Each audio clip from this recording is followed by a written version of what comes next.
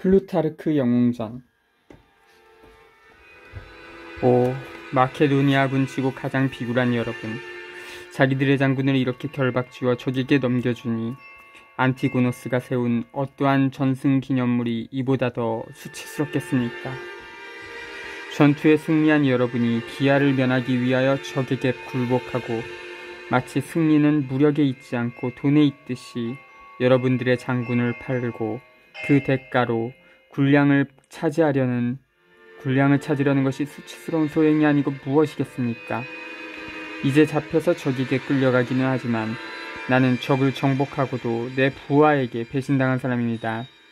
군의 수호신인 제우스와 신의를 수호하는 모든 신들의 이름에 맹세코, 내가 여기서 말하는 바는 여러분의 손에 죽고 싶다는 그것뿐입니다.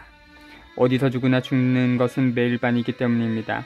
내가 적에게 끌려가서 죽어도 그것은 여러분이 죽인 행위나 다름없을 것입니다. 여러분이 그렇게 해도 안티고노스는 조금도 불평이 없을 것입니다. 왜냐하면 그가 바라는 바는 오직이 에우메누스를 죽이고 싶은 생각뿐이기 때문입니다. 여러분들 자신이 그렇게 하고 싶지 않거든 내 손 하나만 풀어주십시오. 그것만으로도 자결하는 데에는 충분할 테니까요.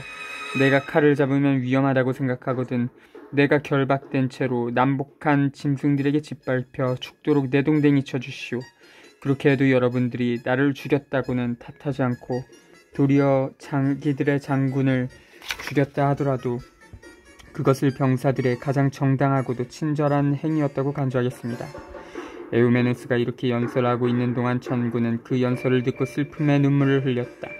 그러나 은방패 부대 병사들은 어서 그를 끌어내라고 고래고래 소리를 지르며 그의 연설 같은 것에는 귀도 기울이지도 않았다. 이 케르소네스스 출신의 유해한 인물이 그의 죽음을 맞이한들 대단할 것은 없다. 무수히 많은 전투에서 마케도니아 군 병사들을 괴롭혀서 죽였으니 말이다. 필리포스와 알렉산드로스 대왕의 정예부대가 많은 전공의 열매를 거두기는 고사하고 노년에 거지의 신세가 되어 처자를 사흘밤이나 적의 수중에 맡겨두었다는 것은 슬프기 짝이 없는 일일 것이다. 그러므로 그들은 서둘러 그를 죽여버리기로 결정하였다.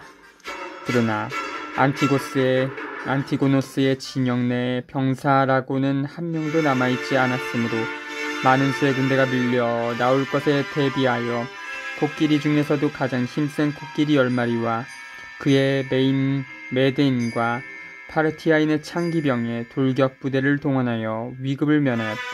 그 다음 그는 과거에 두 사람이 지녔던 정군을 생각하여 차마 에우메누스를 자기 앞으로 끌어오라고는 할 수 없었다. 그러나 그를 끌고 온 사람들이 그를 어떻게 할 작정이냐고 물었을 때 그는 내 마음 같아서는 코끼리나 사자처럼 하고 싶지만 하고 대답하였다. 잠시 후에 에우메누스에 대한 연민의 때문에 그를 묶고 있는 사슬 중 가장 무거운 사슬을 풀어주라고 명령하였다. 그리고 하인 하나를 보내어 몸에다 향유를 발라주고 그를 찾아가고 싶은 친구라면 아무나 마음대로 찾아가서 본인이 요구하는 것을 갖다 주라고 명령하였다. 오랫동안 그에 대한 처리 방법에 관한 토의가 있었고 에우메누스의 구명 운동에 열을 올리고 있는 크레테의 네아르쿠스와 그의 아들 데메트리우스는 강력하게 에우메누스를 변호하였으나 다른 모든 장군들은 만장일치로 그를 어서 제거해버리자고 주장하였다. 에우메누스 자신도 그의 감시자 오누마르쿠스에게 어찌하여 안티고노스는 적을 잡아놓고 있으면서 죽이지도 않고 관대하게 놓아주지도 않느냐고 따졌다고 한다. 또 이 물음에 대하여 오누마르쿠스가 조롱하며 대답하기를 그러한 허세는 이런 곳에서 부릴 것이 아니라 전쟁터에서나 부릴 것이라고 하였다. 이 말에 에우메누스는 그야 물론 거기서도 보여주고 말고 나와 싸운 사람들에게 물어보시오. 나보다 나은 사람을 보지 못하였어 하였다. 이 말에 오노마르쿠스는 이렇게 응수하였다. 그렇다면 이제 당신은 그러한 사람을 만나게 되었으니 가만히 그 사람의 처분만 기다리고 계시오. 드디어 안티고노스는 에우메누스를 죽이기로 결심하고서 그에게 음식을 주지 말라고 명령하였다. 이리하여 2-3일간 단식하게 되자 그는 종말이 더욱 가까워졌다. 그러나 부대가 갑자기 이동하게 되었으므로 사형 집행자를 보내어 그를 처치해버리고 말았다. 안티고노스의 안티고노스는 그의 시체를 측근들에게 맡겨 화장케 한 다음 유골은 은그릇에 넣어 그의 처자에게 보내라고 명령하였다. 이렇듯 에우메누스는 세상을 떠났다. 하지만 하늘도 무심치 않아 그를 배신한 장군들과 병사들을 그대로 내버려두지 않고 모두 응징하였다. 안티고노스는 음방패부대 전원을 극악무도한 무리들이라고 단정하고는 그들을 아라코시아의 총독 시비리티우스에게로 보내어 모든 방법을 다 동원해서 곧 죽여버리라고 명령하였다. 이리하여 그들은 이 영만리에서 고온이 되어 마케도니아로 돌아오기는커녕 그리스 해를 보지도 못하는 비운에 빠지고 말았다. 에우메누스와 세르토리우스의 비교.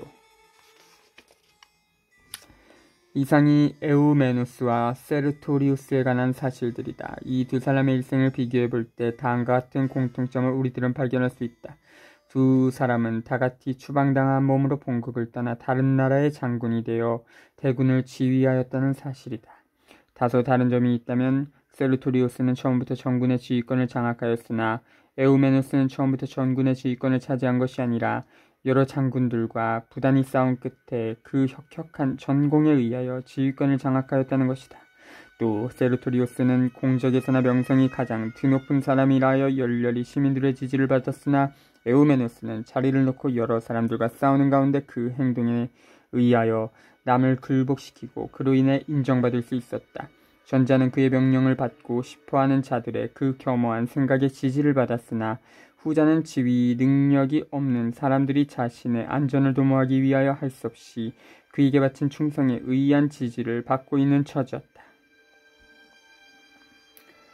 로마 출신인 에우메누스는 단연간 로마의 지배하에 있던 스페인과 루시타니아를 지배하였고 켈소네시아 출신인 세르토리우스는 당시 온 세계를 지배하고 있던 마케도니아군의 총사령관이었다. 세르토리우스는 여러 번의 전쟁에서 혁혁한 공적을 세웠고 또 원로한 의원으로서 큰 능력을 발휘하였으므로 존경을 받아 장군의 요직에까지 올랐다. 그러나 에우메누스는 문사이자 비서라는 천직에서 일어나 장군이 되었으니 그는 훨씬 불리한 처지에서 일어나 큰 고난을 극복하고 더 어렵게 입신양명한 경우이다. 그뿐만이 아니라 에우메누스는 일평생을 통하여 공공연하게 적대하는 많은 정적들의 음모와 싸웠으나 세르토리우스는 처음부터 단 한 사람도 공공연히 그에게 적대한 사람이 없었다. 다만 몇 명의 측근들이 비밀리에 음모를 꾸몄을 뿐이었다. 세르토리우스는 오직 적을 정복하기만 하면 그것으로 족하였으나 에우메누스는 적을 정복한 다음에도 자기를 시기하는 동료들의 손에 피살되지 않도록 항시 자신의 안전을 위하여 경계해야만 하였다. 두 장군의 군사적 공은 별로 다를 것이 없었으나 그 성향은 매우 다르다. 세르토리우스는 평화와 안정을 갈망하였다. 에우메누스는 속세에서 손을 떼고 조용히 살았더라면 명예롭게 안전 속에서 살아갈 수 있었음에도 불구하고 마케도니아 최상급의 지도자들과 위험한 항쟁을 끝내버리지 않고 고집하였다. 그러나 세파 속에 말려 들어가고 싶지 않았던 세르토리우스는 평화롭게 살지 못하게 하는 사람들과 부득이 신변의 안전을 위하여 싸워야만 하였다. 만일 에우메누스가 제2인자의 자리에 만족할 수 있었다면 제1인자의 자리를 빼앗길 위험이 없는 안티고노스는 그에게 은총을 베풀어 요직에 기용하였을 것이다. 에우메누스는 장군이 되고 싶은 욕망에서 자의에 의하여 전쟁을 하였고 세르토리우스는 그를 공격해온 전쟁으로부터 자신을 지키기 위하여 부득이 사령관직을 맡았다. 그러나 에우메누스는 확실히 참된 전쟁의 애호가였다. 그도 그럴 것이 그는 그 자신의 안전보다도 자신의 끝없는 야욕을 더 좋아하였으니 말이다. 그러나 세르토리우스는 전쟁에 이김으로써 안전을 얻었기 때문에 그야말로 정말로 호전적이라고 아니할 수 없다. 두 장군의 죽음에 관하여 말하자면 세르토리우스는 불의의 전혀 예측도 못한 채 죽음을 맞았다. 이에 반하여 에우메누스는 날마다 죽음을 예측하다가 죽어갔다. 이것으로 보아 전자는 그의 측근들을 믿을 만큼 공정한 기지가 고정한 정신의 소유자라고 할 수 있으나 후자는 정신이 나약한 일면을 보여주었다고 평할 수 있다. 왜냐하면 에우메누스는 도주하려고 마음먹고 있을 뿐 그것을 결행하지 못하고 있다가 결국에는 사로잡히고 말았으니 말이다. 세르토리우스의 죽음은 그의 인생에 전혀 오점을 남기지 않았다. 그의 적들도 감히 생각지 못한 죽음이 동료의 손에 의하여 행해졌기 때문이다. 그러나 에우메누스는 적에게 포로의 몸이 되어 살려고 애쓰다가 결국엔 초라에게 삶을 마치고야 말았다. 왜냐하면 남자답지 못하게 목숨을 살려달라고 애원하다가 육신뿐만 아니라 정신마저도 적에게 정복되고 말았기 때문이다. 아기실라우스, 기원전 485년부터 401년.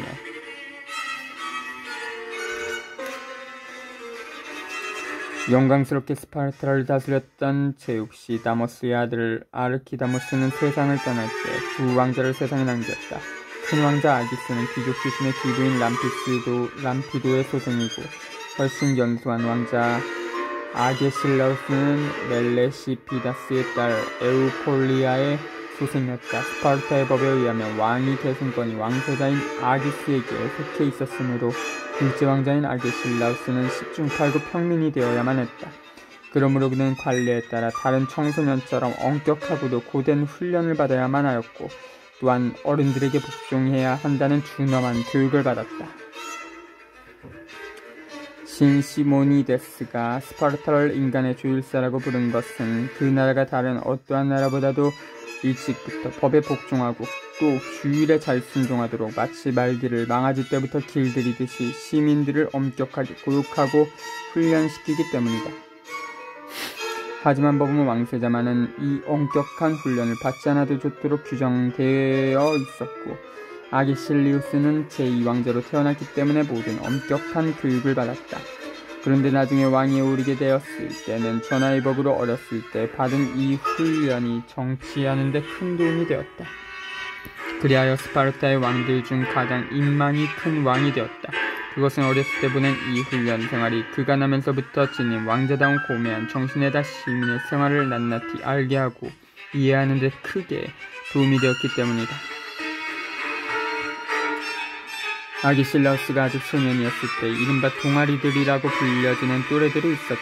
그 동아리들 가운데는 리산데르도 있었는데 리산데르는 이미 누구보다도 두드러지게 질서를 잘 지키는 기질을 가지고 있어 아기실라우스는 그에게서 영향을 받게 되었다. 아기실라우스는 그의 또래 가운데서도 특히 경쟁심이 강한 고매한 정신을 가졌고 모든 일에 있어 남보다 뛰어나려는 야망에 불탔으며 그가 부딪히는 모든 역경을 스스로 이겨내려는 강인하고도 열성적인 굳은 의지를 보였다. 그러나 성민은 대단히 온화하고 유순하여 정의로운 일을 하면 곧 복종하였다. 따라서 자기 쪽에서 남에게 무엇을 강요하는 일이 없었다. 자신이 고생스러운 일이나 위험스러운 일을 저질러 몸의 고통을 당하기보다 오히려 과실이나 불명예스러운 일을 저질러 마음의 고통을 받기를 더 두려워하였다. 그는 한쪽 다리가 다른 쪽 다리보다 약간 짧았지만 이러한 신체적 결함은 균형 잡힌 그의 씩씩한 젊음의 아름다움 속에 가리어 좀처럼 눈에 띄지 않았다. 그는 자기의 이 불행을 남보다도 먼저 시인하고 거리낌 없이 그것을 농으로 넘겨버리며 아무렇지도 않게 생각하였다. 그리고 그의 고매한 정신과 남보다도 두각을 나타내려는 열성은 그의 다리를 쩐다고 해서 조금도 주저하거나 눈치를 보는 일 없이 어떤 어려운 일이나 어떤 용감한 행동도 꺼리지 않고 해나갔으므로 보는 사람들에게 한층 더 경탄의 대상이 되었다. 그의 조상이나 초상화는 전혀 남아있지 않다. 그가 생존 시에도 그것을 허락치 않았을 뿐 아니라 사후에도 그런 것을 만들지 말라고 엄명을 내렸기 때문이다. 전하는 바에 의하면 몸이 왜소하고 목욕물도 보잘것 없었다고 한다. 그러나 남다른 친절함과 유머 넘치는 쾌활하고도 활기 있는 기질은 그로 하여금 노년에 이르기까지 더 젊고 풍채가 좋은 사람들보다도 한층 더 사람들의 마음을 끌게 하였다. 사가 테오프라스투스가 전하는 바에 의하면 아게실라우스의 부왕인 아르키다무스가 왜소한 부인과 결혼하였다고 해서 에포르들 스파르타의 5명의 장관들은 왕에게 벌금을 내면서까지 이렇게 말하였다고 한다. 왕비가 그렇게 작으면 우리는 능능한 왕을 못 갖고 소왕을 가진 종족으로 타락하고 말 것입니다.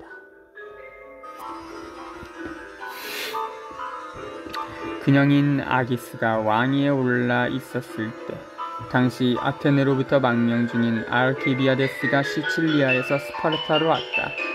통나 그는 스파르타에 얼마 있지도 않은 사이에 왕비 티마이아와 가깝게 되었다는 의혹을 사게 되어 아기스는 왕비가 낳은 아이는 자기의 아이가 아니라 알키비아데스의 아이라고 주장하였다.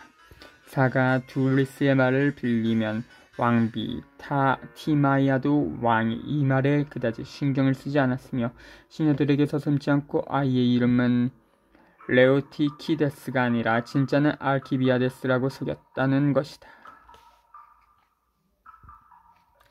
한편 세상 사람들은 알키비아데스의 왕비와의 애정 행각은 그녀를 사랑하였기 때문에 이루어진 것이 아니라 자기의 씨를 스파르타의 왕이 앉히려는 욕망에서 이루어진 소행이라고 수근거렸다. 이 사건이 세상에 알려지게 되자 알키비아데스는 부득이 스파르타를 떠날 수밖에 없었다. 그래서 레오티키데스는 적자로서의 정당한 대우를 받지 못하였고 아기스 왕도 자기의 자식이라고 생각한 적이 한 번도 없었다.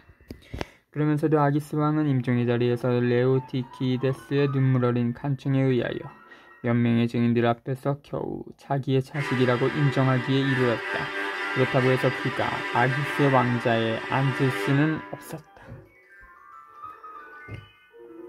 왜냐하면 아기스 왕 서거 후 최근 해군력으로 아테네를 정복하고서 스파르타에서 가장 큰 세력을 장악하게 된 리산드르가 반대하였기 때문이다. 그는 레오티키데스는 사생아이므로 왕위를 계승할 수가 없다면서 아게실라우스를 아기스 왕의 후계자로 내세웠다. 다른 시민의 대다수도 아게실라우스를 적극 지지하였다. 그들도 아게실라우스와 과거에 같은 반에서 교육을 받았을 때 목격한 아게실라우스의 장점을 너무나도 잘 알고 있었기 때문이다. 그런데 스파르타에 디오피테스라는 이름을 가진 사람이 하나 있었는데 그는 고대 신탁에 조예가 깊고 특히 종교와 예언의 모든 점에서 모르는 것이 없었다. 그는 절름발이를 스파르타의 왕위에 앉히는 것은 법통에 어긋나는 짓이라고 비난하면서 다음과 같은 신탁을 인용하였다. 위대한 스파르타여, 경계하라. 너는 건장하지만 너로부터 절름발이 정권이 나오지 말 것을 길고도 예기치 않은 두통거리와 치명적인 전쟁의 폭풍우가 끝일 날이 없으리라. 그러나 알렉산데르는 스파르타가 진정으로 신탁을 걱정해야 한다면 레오티키데스를 경계해야만 할 것이라고 주장하였다. 신들이 걱정하는 것은 왕이 다리를 저는 것이 아니다. 사람의 다리는 날 때는 성하더라도 후천적인 질병이나 사고로 상할 수도 있다. 신탕의 진정한 뜻은 왕위가 절름발이가 되어서는 안 된다는 것이다. 그것은 헤라클레스의 진정한 후손이 아닌 사생아가 왕위에 오르는 날에는 과연 나라가 다리를 들게 될 것이라는 이야기다. 이와 더불어 아게실리아스도 레오티키데스가 사생아라는 것은 바다의 신 포세이돈도 잘 알고 있다고 주장하였다. 아기스 왕은 심한 지진을 만나 잠자리를 뛰쳐나온 이래 그의 아내에게 접근하지도 않았는데 이 일이 있은 후 10달 후에 레오티키데스가 태어났다는 것이었다. 아기실라우스는 이러한 여러 증언에 의해 왕위에 오르게 되었고 그 아기스의 사유재산도 전부 소유하게 되었다. 한편 레오티키데스는 사생아라는 낙인이 찍혀 완전히 추방되었다. 왕위에 오른 아기실라우스는 이제는 유력한 명문 집안이 되었으면서도 비참할 정도로 가난하게 사는 외가족 친척들에게 관심을 쏟게 되었다. 그는 선왕으로부터 상속받은 재산의 반을 그들에게 나눠줬다. 이러한 인기전술로서 상속이 그에게 가져다 줄지도 모르는 시기와 아기 대신에 그들의 환심을 사서 선의와 명성을 널리 떨쳤다. 사가 크세노폰이 전하는 바에 의하면 아기실라우스 왕은 항상 민의에 따라 정치함으로써 시민과 더불어 마음대로 만사를 처리할 수 있는 큰 세력으로 자라게 되었다. 당시 스파르타의 정권은 5명의 장관들과 원로들이 완전히 장악하고 있었는데 장관들의 임기는 1년이고 원로들의 임기는 종신이었다. 이것은 국왕이 절대 권력을 억제하기 위하여 제정한 기관이었다. 이 두 기관과 국왕 사이에는 몇 세대에 걸쳐 늘 불화가 그치지 않고 있었다. 그러나 아게실리아스는 다른 왕들과는 전혀 다른 방법을 택했다. 그들과 다투기보다는 그들의 관심을 사려고 했었다. 모든 정부는 그들의 친구를 들음으로써 시작하였고 혹시 그들이 그를 부르면 만사를 제쳐놓고 달려가다시피 하여 그들에게로 갔으며 그들이 찾아오면 왕자에서 일어나서 그들을 맞아 그 권위를 경청하였다. 그리고 누군가가 새로 원로원 의원에 당선되면 맨 먼저 관복과 관복과 황소를 선물로 보냈다. 이렇듯 그는 겉으로는 그들에게 경의를 표하며 그들의 권위를 높이고 그들의 원심을 살려고 노력하고 있는 것으로 보였다. 그러나 실은 이 모두가 왕에게 호감을 가지게 함으로써 왕의 권력을 한층 더 공고히 할 수 있는 방법이었다. 시민들에게 보인 그의 행동은 친우에게 보인 행동보다도 적에게 보인 행동이 더 훌륭하였다. 적에 대해서 그는 결코 부당한 이득을 취하지 않았고 친우를 위해서는 설령 친우가 부당한 일을 저질러도 그를 도왔다. 적이라 할지라도 훌륭한 일을 하였을 때에는 칭찬을 아끼지 않았으나 친우가 죄를 저질렀을 때에는 그는 그를 어떻게 질책해야 좋을지를 몰라 심사숙고했다. 그리고는 과오를 저지른 그들과 한편이 되려고 했으며 그들을 도우려고 노력하였다. 친우들이와 하는 일이라면 그것이 어떤 일이든지 간에 우정을 모두 베풀어 칭찬할 수 있는 일로만 생각하였던 것이다. 그렇게 함으로써 아게실라우스는 모든 사람들의 마음을 사로잡았다. 왕의 인기가 절정에 이르자 장관들을 마침내 왕의 소왕을 의심하게 되었다. 그들은 국가의 공동재산이어야 할 시민을 왕 자신의 영대를 위하여 사병하고 있다고 공언하며 왕에게 벌금을 과하였다. 아게실라우스가 새로 왕위에 올랐을 때 페르시아 왕이 일거의 스파르타의 전권을 자기 수중에 넣으려는 야심에 불타 대함대를 편성 중이라는 소식이 아시아로부터 날아들어왔다. 그러자 알렉산데르는 그가 아시아 여러 나라의 총독과 왕으로 임명한 동지들을 도우러 가자고 왕에게 열심히 졸라댔다. 그들은 대개가 학정과 독재를 일삼고 있었으므로 축출되었거나 사형을 당한 자들도 있었다. 그는 아게실라우스에게 그리스 연합군의 총사령관이 되어 아시아 원정에 장대에 오르라고 권유하고 우선 아시아 본토에서 떨어진 섬에 상륙하여 페르시아군이 도착하기 전에 강한 근거지를 확보하라고 건의하였다. 또한 동지들에게 서한을 보내어 아게실라우스를 자기들의 사령관으로 추대해달라고 요구하도록 하였다. 그래서 아게실라우스는 공개 집회를 소집하고 30명의 스파르타인을 뽑아 장군과 군사고문으로 임명할 수 있는 권한을 준다면 그것을 수락하겠다고 말하였다. 그런 다음 농노의 신분에서 새로 자유의 몸이 된 자들 가운데에서 뽑힌 2,000명과 그리스의 각 도시에서 모인 6,000명의 연합군을 요구하였다. 릭산데르의 건의와 조력에 힘입은 아게실라우스의 이 요구는 곧 받아들여져서 그는 30명으로 구성된 스파르타인 장군과 군사 고문단을 이끌고 장대에 올랐다. 이에 릭산데르는 권세와 명성뿐만이 아니라 아게실라우스 왕가의 친분에 의하여 이락 군사고문단의 우두머리가 되어 명실공히 이 원정에서 왕보다도 더 큰 권세를 휘두르게 되었다. 게라이스투스의 직결 장소로 군이 모이고 있는 동안 아게실라우스 왕은 측근 몇 명을 거느리고 출항할 항구 도시인 아울레스로 갔다.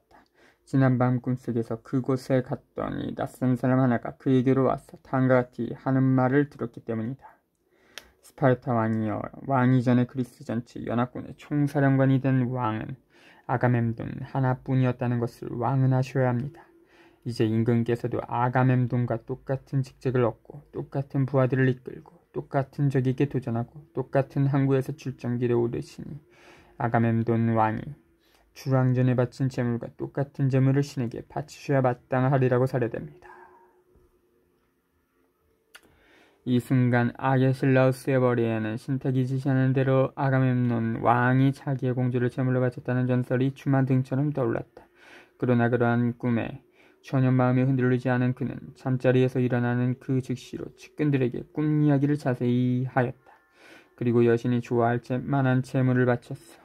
여신의 진노를 달래기는 하겠지만 아가멤논이 한 것과 같은 무식한 짓은 하지 않겠다는 말을 덧붙였다. 그리하여 그는 딸 대신 암사슴 한 마리를 구하여 꽃으로 장식하게 한 다음 이 지방의 보이오티아인들이 늘 관례대로 제사 일을 보는 제사관에게 맡기지 않고 자기가 데리고 다니는 점술사에게 제사를 드리게 하였다.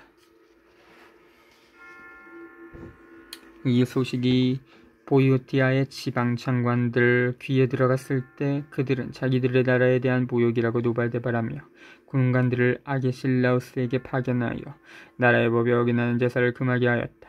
그리고 곧 제단으로 달려가 제단 위에 놓여있는 암사슴의 엉덩이 고기를 내던져버렸다. 아게실라우스는 이것을 매우 불길한 일로 생각하고는 그 이상 제사를 드리지 않고 즉각 원정길을 떠났다.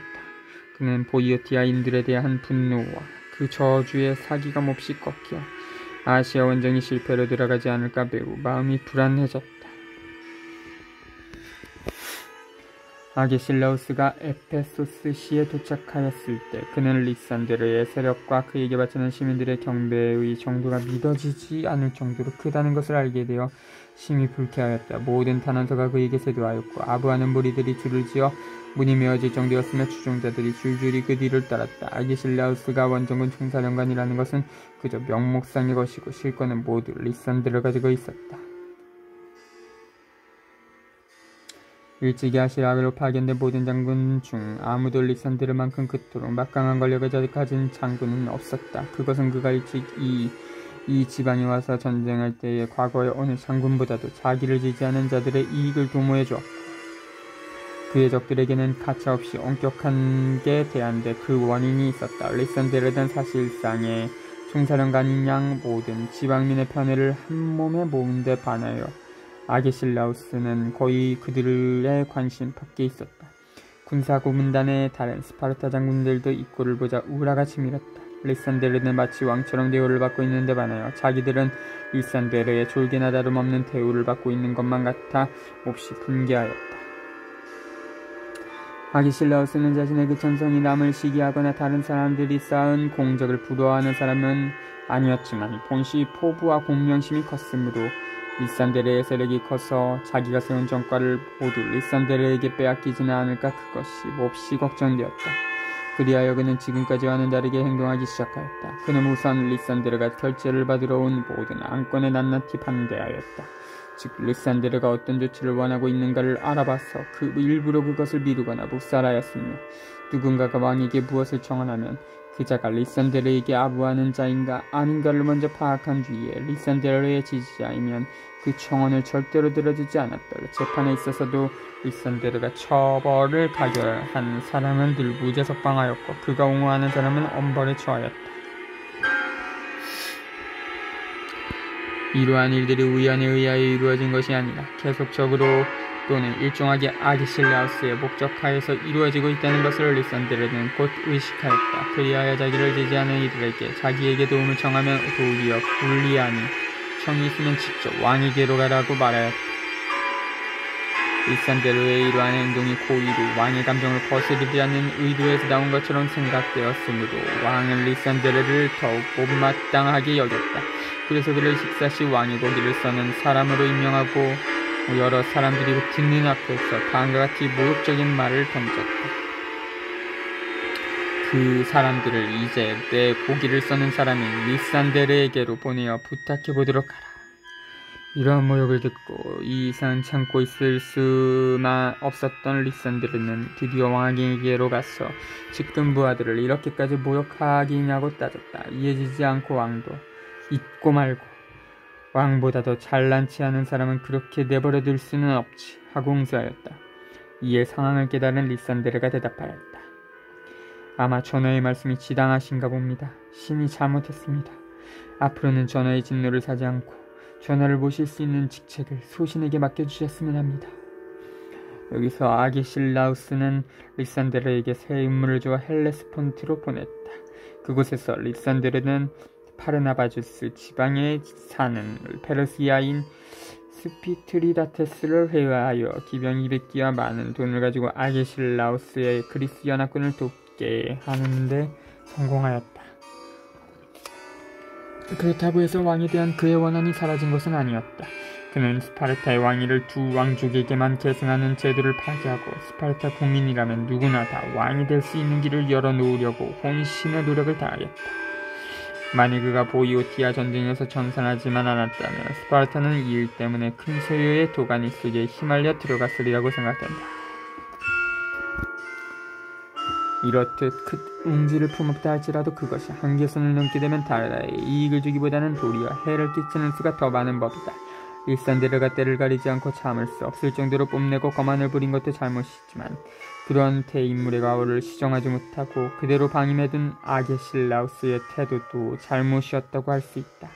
정말로 두 사람은 다 자신의 공명심에 눈이 어두워 리산데르는 왕인 아게실라우스의 권위를 인정해주지 않았고 아게실라우스는 자기 신하인 리산데르의 결정을 눈감아주지 않았던 것이다.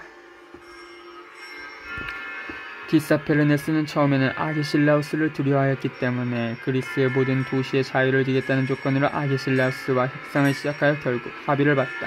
그러나 그 후 곧 자기 군대를 통합하면 아게실라우스의 군대에 대항할 충분한 병력이 될 것이라는 것을 알게 되어 싸우기로 결심하였다. 이 결의를 아게실라우스는 환영하였다. 왜냐하면 우선 그리스의 각국이 아게실라우스의 이번 원정에 거는 기대가 참으로 컸고 1만의 병사를 거느린 키세노폰 때와 방법을 가리지 않고 페르시아군을 마구 무찌르면서 아시아의 심장부를 지나 이미 바다에까지 전진한 데다가 또 자기가 스파르타군의 총사령관으로서 루치아 바다를 다같이 제패하고도 그리스를 위하여 그 어떤 기억에 남을 만한 성과도 거두지 못한 것이 수치스러운 일이라고 생각하였기 때문이다. 그러므로 아게실라우스는 디사페르네스에게 질세라 공정한 전략을 세워 그의 배반에 의해 보복하기로 결심하고서 카리아를 진격해 들어가는 체해 보여 디사페르네스와 그의 군대를 그곳으로 유인하였다. 그런 다음 갑자기 군을 후퇴시켜 플레기아로 해서 저기에 많은 도시들을 점령하고 막대하는 전례품을 약탈하였다. 이로써 그의 동맹국들에게 굳은 약속을 깨뜨리는 것은 동맹국으로서 도저히 해서는 안 될 일이며 배신자를 배신으로 보복한다는 것은 정당할 뿐만 아니라 용의로운 일이고 또 이익이 되는 일이라는 것을 보여줬다. 이번 싸움 때문에 약해지고 또 제사를 드린 결과 흉졸 얻게 되어 낙심한 아게실라우스는 에페소스로 후퇴하여 거기서 기병대의 병력 증강이 있었다. 본인이 직접 싸우러 나가기를 원치 않는 부자들에게는 자기들 대신으로 기병 하나씩을 내게 하였다. 이 제안에 찬성하는 사람들이 많았으므로 아게실라우스의 군대는 보병되기를 원치 않는 보충병이 아니라 용감하고도 날쌘 기병들로 편성된 병력에 의하여 신속하게 보강되었다. 자신이 호전적이 아닌 사람들을 그 기질이 전쟁을 좋아하는 호전적인 자를 사서 대신 입대시키고 말을 탈 줄 모르는 자는 말을 잘 타는 사람을 써서 대신 입대시켰기 때문이다.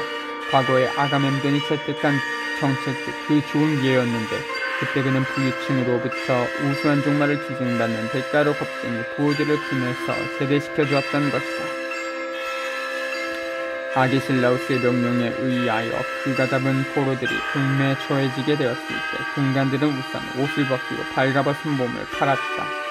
그러자 옷만 사겠다는 고객들이 많이 생겼으나 햇볕을 쏘이지 못한 데다가 운동 부족으로 살갗이 희고 연한 포로들의 몸이 쓸모없는 벗으로 보여 조롱의 대상이 되었으므로 경륜 현장에 서 있던 아게실라우스는 그의 그리스 병사들에게 이렇게 말하였다. 이것이 그들이 상대에 싸운 사람들이며 전쟁의 대가로 얻은 전리품이며 전쟁하기에 알맞은 계절이 오자 아게실라우스는 대담하게도 리디아를 공격하겠다고 발표하였다. 디사페르네스는 아게실라우스가 기병작전에 부적당한 카리아를 택해 줄 것을 은근히 기대하고 있었다. 그 지대라면 아게실라우스로는 힘을 쓸 수 없으리라고 생각하고는 선수를 써서 적보다 먼저 진격을 시작하였다. 그러나 아게실라우스는 그가 선언한 대로 사르디스 지방으로 침공해왔다. 깜짝 놀란 디사페르네스는 기병대를 동원해서 황급히 아게실라우스 군을 추격하여 여기저기 흩어져 아직도 야타를 계속하고 있는 그리스의 나고병을 붙잡아 모두 죽여버렸다. 이때 아게실라우스는 적의 기병대의 아군 보병대가 유린당하였지만 아직은 정군이 건재하다고 생각하였으므로 적과 일전을 벌이고자 그 준비를 서둘러댔다. 그리하여 둥근방패를 들고 있는 경무장 보병 부대와 기병대와의 혼성부대에게 전속력으로 진격하여 전투를 개시하라고 명령하였다. 그리고 자신은 후방에서 중무장 보병 부대를 이끌고 전진해갔다. 작전은 승리를 거뒀다. 페르시아군이 패주하자 그리스 연합군은 적에게 도망칠 여유를 주지 않고 추격하여 적의 진영을 점령하고 그 대다수를 섬멸하였다. 이 승리의 결과는 너무도 컸다. 그리스의 연합군은 페르시아 전투를 자유자재로 유린하고 약탈할 수 있는 자유를 차지했을 뿐만 아니라 그리스 국민 전체의 철천지 원수인 디사페르네스로 하여금 그가 그리스 국민에게 일찍이 보였던 그 잔인무도한 만행의 대가를 독특히 치르게 하였다. 그리하여 페르시아 왕은 티트라우스테스를 파견하여 그의 목을 자르게 하였고 이어 곧 아게실라우스에게 사제전을 보내어 해군을 내켜이니 군을 철수해달라고 요청하였고 이 제안에 대하여 아게실라우스는 이렇게 대답하였다. 시전을 맺는 것은 나의 권한이 아니라 스파르타 전체 국민의 권한에 속해 있으며 돈은 내가 갖기보다는 내 부하들이 갖는 것을 지켜보는 것이 소원이다. 그리스인들은 뇌물을 받아 부자가 되는 것을 수치로 생각하고 있으며 전리품을 얻어서 부자가 되는 것만을 연병으로 생각하고 있다.